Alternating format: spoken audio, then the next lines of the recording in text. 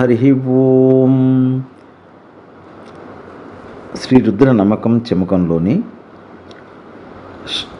6వ అనువాకం, దాని భావాన్ని తెలుసుకుందాం.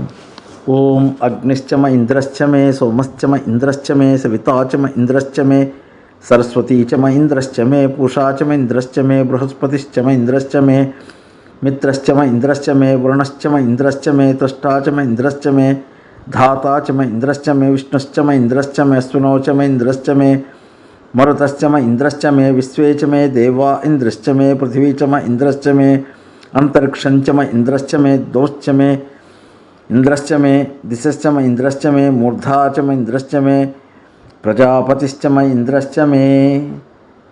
ఇప్పుడు ఈ అనువాకానికి భావాన్ని తెలుసుకుందాం.